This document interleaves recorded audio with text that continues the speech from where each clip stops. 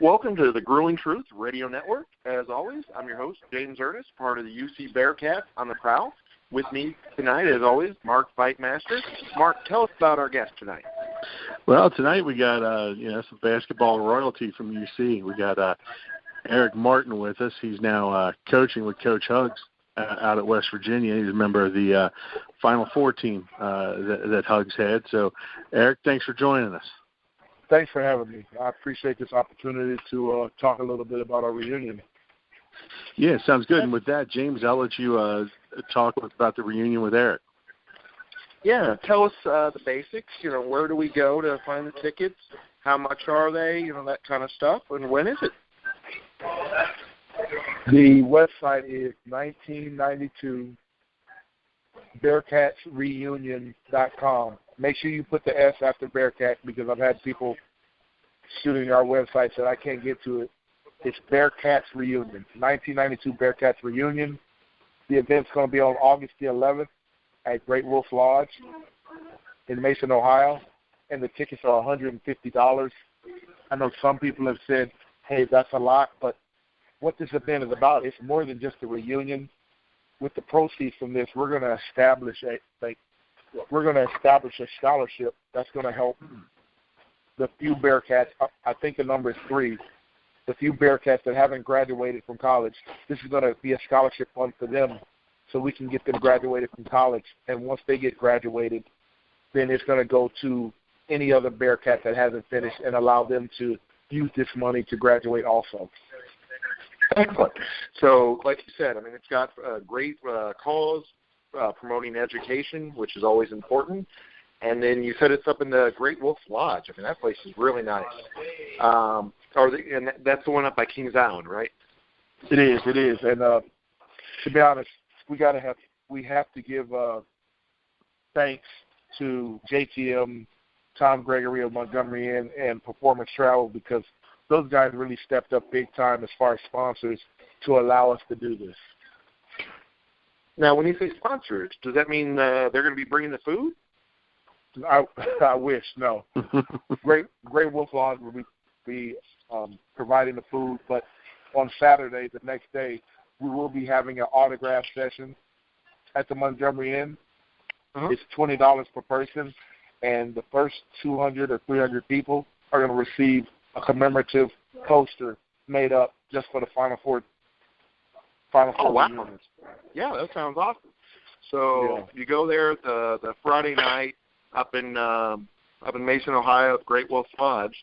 Have a great time meeting the players, having the food from Great Wolf, which I can testify is amazing. I've had to go up there for different trainings and seminars and different things like that. Excellent lasagna, all kinds of great stuff that they make there. Their desserts, top class. So, yeah, they're going to love the food. Does it include drinks?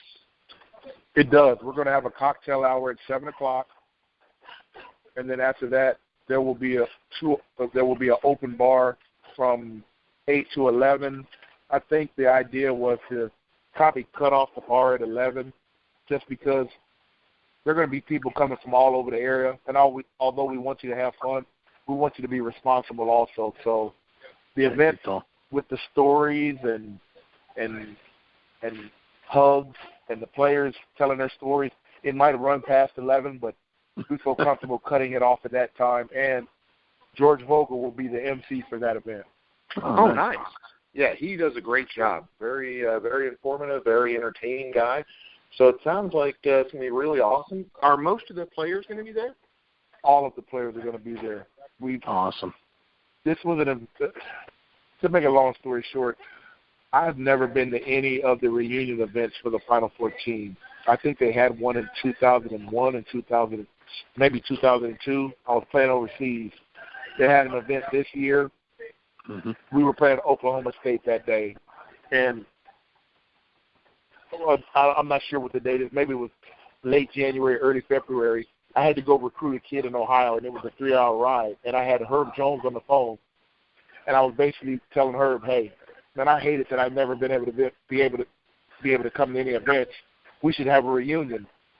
For 3 hours, Herb Jones listened to me come up with scenarios to make this happen. And bless his heart, whenever I said something, Herb kept saying, yeah, we could do that. The whole way, the whole 3 hours. Yeah, we could do that. So when I finally got to the place where I had to see the kids, I said, Herb, we're going to make this happen. I'm not sure how we're going to make this happen, but we're going to make this happen. From that point on, we had a ton of meetings. We kind of got a group together, which is Steve Muller, Corey Blunt, myself, Terrence Gibson, and a lady who's pretty much, we couldn't have done it without her name is Donna Foltz. She's in charge of making sure we stay within our budget. And it's gotten to where it is now, and it's still not finished, but we wanted to run a first-class event. So we didn't want a penny pinch. We want to make sure all the players were there. Some we have to bring in from out of town. We're doing that. They're going to be staying there. And after the event is over, the people who have put their money where their mouth is and sponsored us, we're going to have a hospitality room, and those people are going to be allowed to go in there and rub elbows with Coach Huggins and the players. Nice. Awesome. So it sounds like this is going to be a really great event, kind of, I don't want to say it, but I'm going to say it, a once-in-a-lifetime opportunity. Like you said, not everybody has been able to attend the other events. Yeah, it is. And I think another reason I wanted to have this event is because, thank the good Lord, that everyone connected with that team, from players and coaching staff, is still on this earth breathing. So why not get them together now? 25 is a nice round number. It's perfect, 25th reunion. And without being too not hypocritical, but I don't know if we're all going to be here for our 50th anniversary. So let's get it out the way now since everyone's here and healthy. I know what you mean. Yeah, I was going to say, heck, there are teams from 10 years ago that unfortunately can't make that claim that everybody from the team is still there. So, yeah, it's a smart idea. So, like you said, the fans should go to Bearcatsreunion.com. Yep. You're able to purchase tickets on there and also on the website. Some people we know, because we have sponsors, we want people to buy tables. So if you want to buy tables, Coach Steve Muller is really spearheading that. They have his email address on there, and they have his phone number. So if you want to order a table, go to the website, get Coach Mo's information, give him a call, and we'll get you taken care of. Sounds great. I'm going to turn it over to Mark, but I got a good transition. Mark, didn't we have another one of his teammates on the show? Yeah, we did, and he might be the reason that you got to really put that time limit on. We had Terry Nelson on, and he was a great interview. Yeah. So, Eric, that's awesome that you're able to get the team together and do that and have everybody come in. And you said Coach Huggins will be there. Yeah. And is he just going to be in the hospitality room after, or is he going to be there during the entire thing? No, he's going to be there through the entire event and in the hospitality room after. And to be honest, that was the key.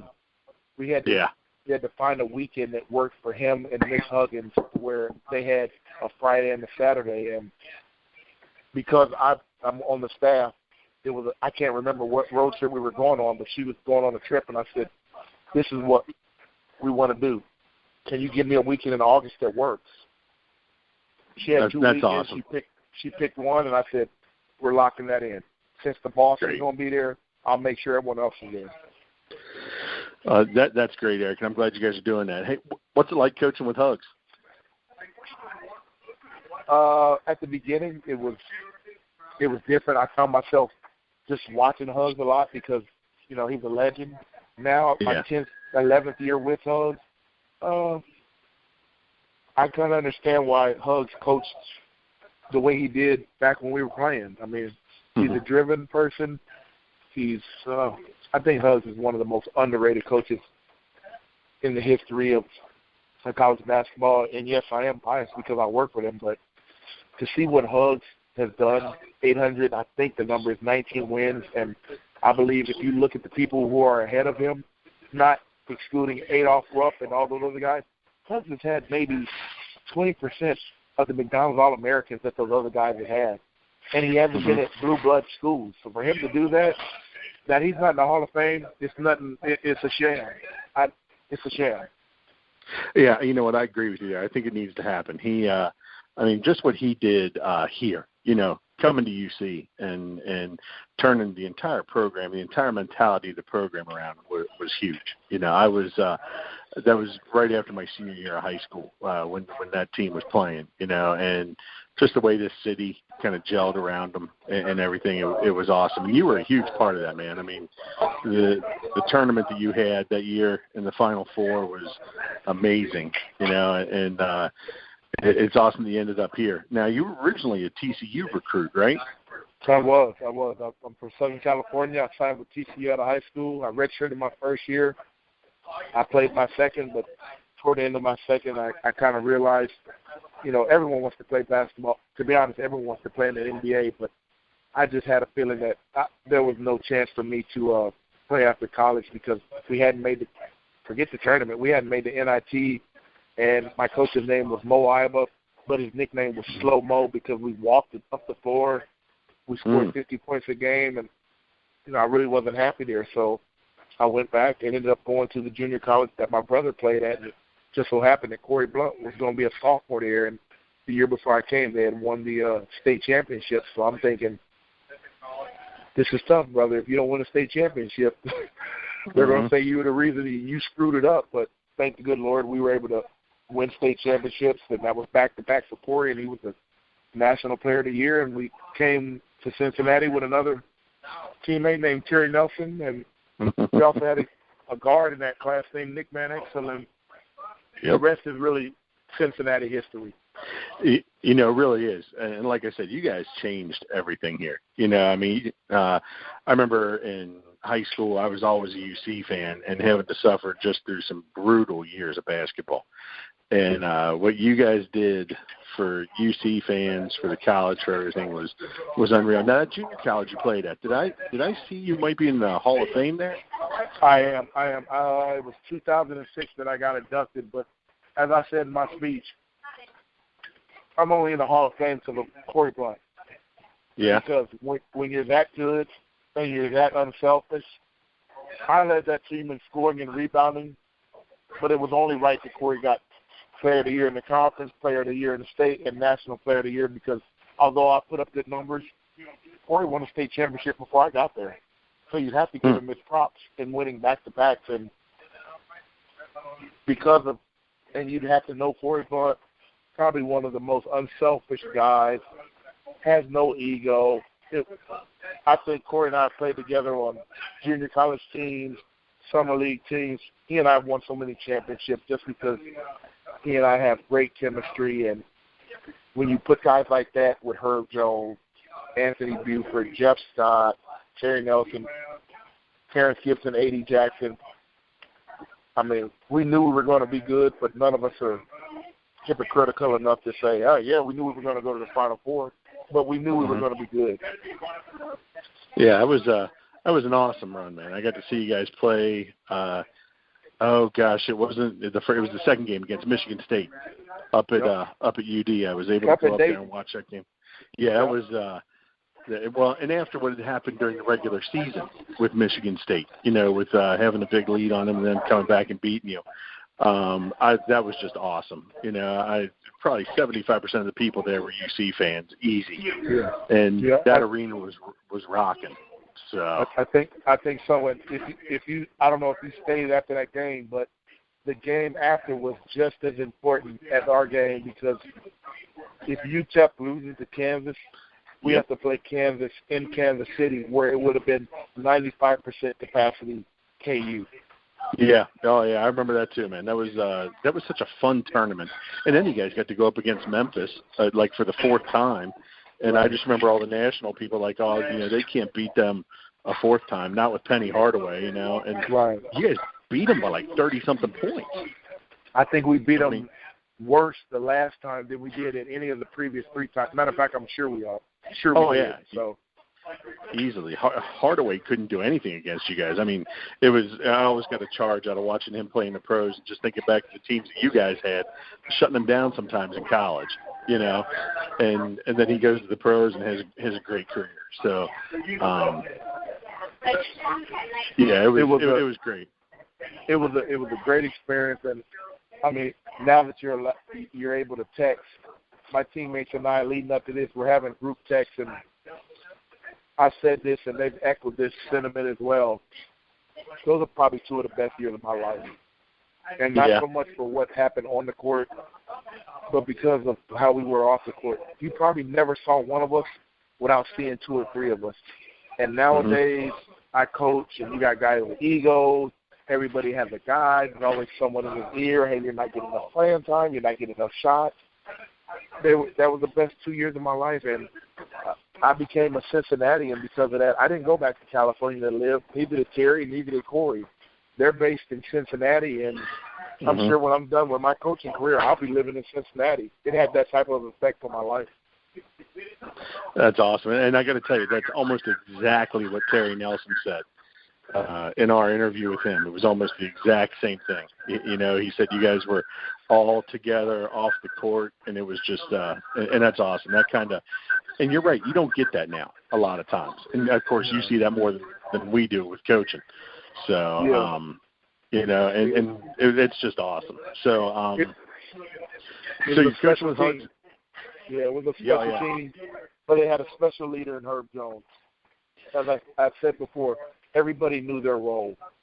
Everyone knew Herb was the guy, Buford was the guy, and it wasn't until the end of the year when Nick took off that maybe he moved up the ladder in that pecking order, because we wouldn't have made it that far without Nick getting hot. But it was Herb Jones' team, and I don't think you could have had a better leader. He didn't say a lot, but when he spoke, everybody listened. Well, that's awesome. That's great. So, hey, now that you're coaching with Hugs, you ever find yourself telling the players, you know, hey, you know, you got to be ready for this. He's going to get you, you know? I say that whenever I'm recruiting a kid, but to be honest, to think that Hugs is like he was back when he coached us, he has it. As you get older, you mellow a little bit. You mature. When I first started working with Coach, I said, man, you let these guys get away with this. And back in the day, you would have did this. And this is the brilliance of Bob Huggins. He said, you know, Eric, as you get older, you learn different ways to skin a cat. I only knew one way to skin the cat back then when I was coaching you guys. I'm 20-some years into it, so I got different ways to go about doing it. And, I mean, that always stand out of my mind because the really great coaches, Huggins, Krzyzewski, they change. You can't stay the same because kids don't stay the same. Right. Right, you got to evolve. Yeah, there was no social media back when we were in school. There's social media now, and people might want to ignore it, but you have to address that with your team because it's kind of a confidentiality. You don't want you want to tell your kids, look, you have freedom of speech. It's America, but what happens with our team stays with our team. You don't put it on the internet because the internet is, I mean, it's lasting forever. And once you say something, you can't get it back. It's on there forever. Right. Right. So, you got any aspirations to be a head coach anywhere? Or? No doubt. No doubt. One day I'm going to be the head coach of the University of Cincinnati. Oh, I'm not saying that. Awesome. I'm not saying anytime soon, but that is my dream job. As I said before, I'm a resident of Cincinnati. To be honest, this is my 10th year in West Virginia, so I guess I'm a mountaineer, but I've never lived anywhere in my life for 10 years. So I am a mountaineer, but, I mean, Nick's doing a great job with Cincinnati, so it's not like he's going anywhere anytime soon, but I can always wish, and my wish is to one day be the head coach of the Black and Red. That'd be awesome. Hey, just keep padding the resume, man. You know, it'll happen. It'll happen. Do. You put it out there, it'll happen. We'll do. That's great, man. So, James? I was going to say there's always been rumors of, other teams trying to take him away from UC because how successful he's been. So you never know. Yeah. You know what? I'm a firm believer. Do I think I should have been a head coach by now? Everybody wants more than they can get immediately, and I do wish I had gotten a chance to be a head coach. But I'm a firm believer that everything works itself out. You know, it works itself out the way it's supposed to, and if that's what's meant to be the head coach of Cincinnati, I'll do that. But to be honest, I'm looking forward to being a head coach in general at any D1. I've learned under a Hall of Fame coach, and I feel like I'm ready to do that. And, you know, I've spoken to enough first-time coaches that are like, hey, Eric, you're never ready till you get in that position, and you're going to learn as you go through it because you've never done it before. But, you know, if you have a solid philosophy and you know how you want to do things, then you'll be fine. Yeah, you're going to have your bumps in the road, but Coach has been in the 35 years, and he still has the bumps during the season. So you just hope that your philosophy is right. I'm big on communication. I'm big on being honest with kids. And, you know, we'll see what happens when I get my opportunity. With this question, I could see you answering any of these three. Which one are you the most proud of? I mean, obviously, you are a very big advocate for education. That's the whole reason for the event. And then, of course, you know, the other reason for the event is because the 1992 championship or Final Four team. Which are you more proud of, the 2 degrees, the 92 championship team, or your gold medal? Wow. That's a tough question. To be honest, to be totally honest, I am proud of that 92. No one, and I mean no one, and if they said they did, they're a liar. No one had us going to the NCAA tournament at the start of that year, let alone the Final Four. And then when you think about the team that's up the road, I won't say their name, but up 71, they had an All-American. They had a team that was expected to go far. And to think that we went further than them and we put UC on the map, I'm quick to say, you know what? UC started with us, and that everything that happened after us, it was because we had that. Who knows if we get D'Antonio Wingfield if we don't go to the Final Four in the Elite Eight? Right. Who knows if we get him? Who knows if we get him? And to be honest, that's how it kind of steamrolled. It went from the Final Four to D'Antonio and Damon, those two to Danny, those two to Ruben, Kenyon, Max, Eric Hicks, and so forth. But does any of that happen if we don't make the Final Four? Nope. We'll never know because we did, but that was the beginning of a special time in UC basketball, and I don't think it'll be forgotten anytime soon. That's why we wanted to have this reunion. Did you get any support from any of the previous Bearcats, you know, when you all were going through it? Were any of them, you know, very, you know, I don't want to say coaching you, but, you know, would mentor any of your teammates? And you're talking about when we got to Cincinnati? Yeah, and the 92 team. Yes. That summer we got there, Lavertus Robinson, Lou Banks, Keith Starks, and Andre Tate, they pretty much took all of us under their wing. And the crazy part is all of us like to hang with one of them. I like to hang with Bert. Corey liked to hang with Lou. Terry liked to hang with Keith Stark. And Nick was partial to Dre. So it was a match made in heaven. But in saying that, we also had older guys like Herb and Buse that, I mean, once again, they were great leaders. I've been to 2 Final Fours, and I know this.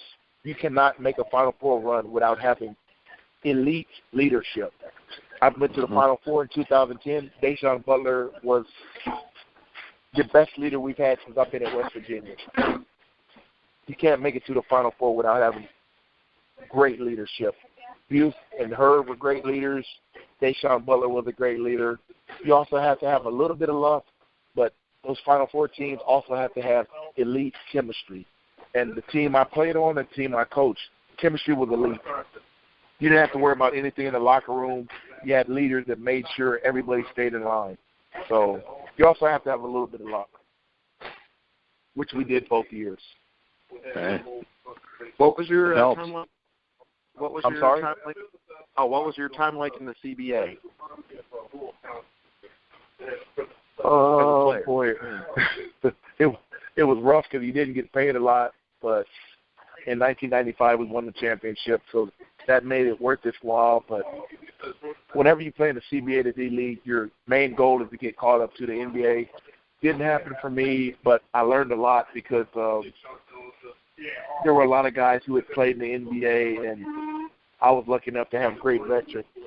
And, you know, I'm not really a big talker as far as, I mean, interviews I am, but I'm not usually. So I'm really a listener. And that's what those years in the CBA were about, learning how to be a professional. I was going to say, UC's got a nice history of players doing well overseas. What was your time like over there? That was an experience. We have a lot of guys from West Virginia that have been overseas, and what I try to explain to them is when you go overseas as a rookie or your first 2 or 3 years, don't be so concerned with the money you make. Yeah, you want to make the most money you can, but don't be too concerned with the money you make, because there's always some guys running around saying, I'm making this, and the reality is they're not making that. Just think of it in this way. You're making more money doing something you love than you would if you had a regular job in the United States. Mm-hmm. And as long as you keep that in your mind, it'll be easy to go to work every day. I graduated from Northern Kentucky University. I want to say it was 5 or 6 years ago. You all still ended up making the tournament, so, and it was just an exhibition game, but probably the most important victory in North's history. Yeah. Yeah. I know what you're talking about. Yeah, I want to say we had him on the North show. A fellow named Jones hit a game-winning shot. Yeah. Your thoughts on that game? Bad day, and it was even a worse practice the next day, but I'm not one of those guys who will shortcut other people. They deserve to win. They made the shot. We had our chance to win that game. We didn't. It says a lot about that team that they did win that game. So I've had a lot of tough losses, but I've had a lot more big wins. And me personally, I just try and concentrate on the wins that I've had that have kind of changed my life. And to me, I think as a coach, the biggest win we had is beating Kentucky to go to the Final Four when they had John Wall, DeMarcus Cousins, Bledsoe, Orton, Miller. Mm-hmm. It was another situation where no one gave us a chance. But, I mean, that first half, to show you how unique it was, we didn't make anything but three-point shots and free throws. And we were not a three-point shooting team. So I try and concentrate on the good, and that's been my philosophy in life, and it's served me well so far. So definitely, that's understandable. Yeah, I just like I said, as being an alum from there, that's the game that we currently still hang our hat on. No, and you should. You should. Not a lot of people win when they come into the Coliseum. Not a lot of people win it all. Kansas, we've beaten them maybe 4 or 5 times straight. So obviously it's hard to win in there, but they beat us, so you can't take anything from them. Exactly. So I mean, yeah, just one of those. So I had to say something there on that one. How excited are you to see the new Fifth Third Arena? Not this season, but next season. Well, even though I coach for West Virginia, I still pull for the Bearcats. I'm an alumnus of there, and whenever they're playing on TV and I can watch them, I do. I mean, it's great seeing the red, black play. It's unique seeing them without the Nike, but you know what? Yeah. I mean, I'm not going to take anything away from Nick. He's done a great job in his tenure there, and, I mean, he's getting good recruits. I think in a perfect world, I was kind of hoping – I'll put this out there. I was kind of hoping they would get in the Big 12 for 2 reasons.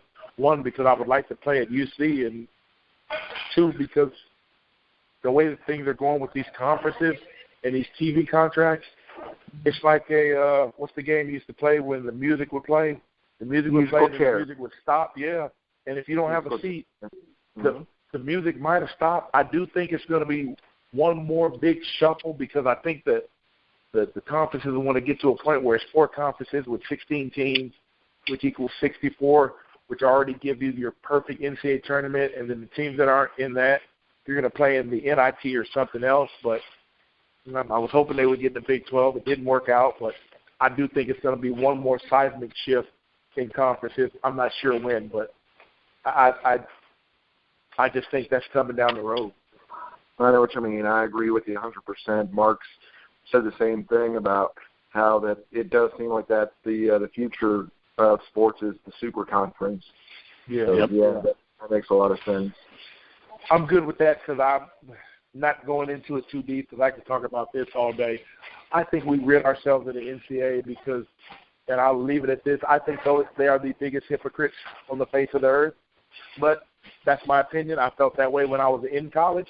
I feel that way now that I'm coaching college. I mean, the amount of money they make and they can't pay the kids, that's just me. I was a former player. That's how I feel. I mean, if you ask the other coaches, they might feel different, but there are billions of dollars changing hands. I can't believe we can't find a way to put some money aside for kids, whether they're in school or just say, look, we're going to put some money away from you, and whenever you're done playing college basketball, we're going to cut you a check and let you go on your way. I just don't think they're working hard enough to find a way, but if you don't have to pay your workers, that's a hell of a business. Exactly. Oh, and then final thing, wanted to, before, recapping the event, wanted to go into your U.S. team days. 95, you won the silver. 97, you won the gold. What do you feel the major difference between those two teams were?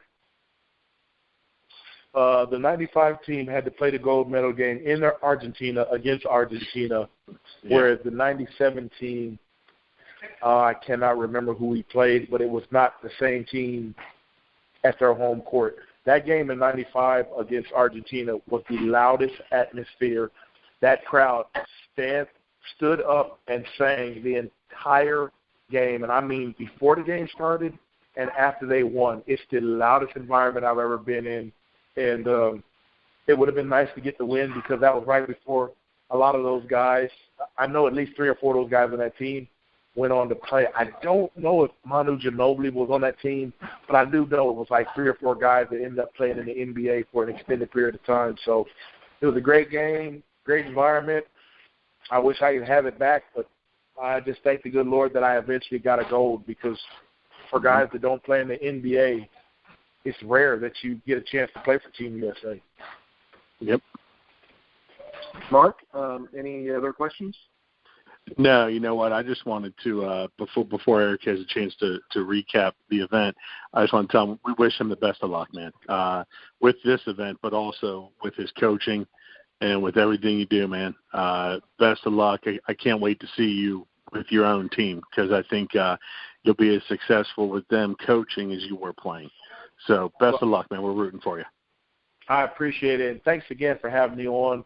We're trying to get the word out about this event, and I think people are now starting to get onto the website and reach out to us. But as I said before, this is truly a once-in-a-lifetime event.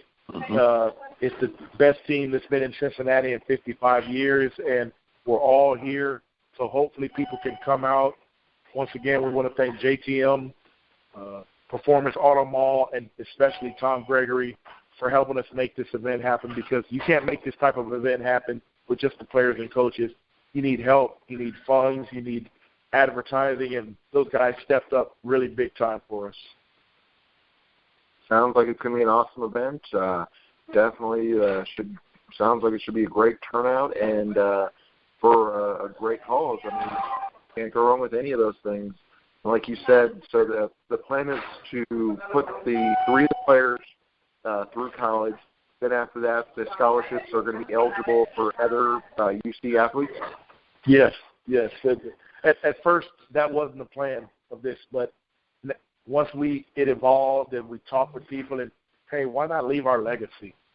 Why not leave our legacy on UC? We already have, but let's do something a little bit better. And I think I said earlier in the interview, on Saturday morning, there will be a handful of us that will be going to Children's Hospital to spend some time with some kids that aren't as fortunate as some of the other ones because it's really not about you. It's what you do for others. And as I said, this event has evolved. Maybe it was my idea, but there's no way this could be done without the help of a lot of other hardworking people. Excellent. Yeah, I was going to say that's great that y'all doing the Children's Hospital thing. I'm biased. My son has some medical issues and is there often. But once you're there in Children's, it makes you feel actually lucky because when you see the situations that the other families are going through, things could always be. No doubt. Well, no doubt. And we're looking forward to that just as much as we are at the reunion. Great. Excellent. Well, we greatly appreciate your time coming on the show, Eric. Thanks for having me. Welcome. My pleasure. You guys ever want to get me on here again for a little West Virginia talk? You got my number. I love doing anything with the people from Cincinnati because, to be honest, my life changed when I arrived in Cincinnati in 1991. So if you guys ever want to interview or anything, you have enough going on with Cincinnati, but I'd love to be on with you guys again. Oh, that'd be great. Yeah, we're always looking to expand our coverage. The nice thing is our organization, we have from the 49ers out in San Francisco all the way down to a show in Miami. It's getting there, but it just takes time. But, yeah, we'd love to definitely have you on again in the future. And then, I'll follow up with you in the next day or two and maybe have some of your other teammates come on and discuss, the event as well. That'd be great. Sounds good. You guys got my number. Call me if you ever need anything. I appreciate you having us on again. Thank you. Welcome. Have a good one. Thanks, Eric. All right, fellas. All right. Bye. Yeah, awesome. Great guy, bright future ahead of him, and a really nice event coming up. Yeah, and I think it'd be great if some of our listeners could get there. So we'll throw a link in the description, and you guys will be able to click on it there and grab yourself some tickets. Excellent. That does sound cool. And like you said, we'll follow up with him, have him on some of our other shows. Because why not have a West Virginia show? That kind of thing. Okay. If not us, I'm sure. We got that big conference call coming up on Sunday, and we'll throw that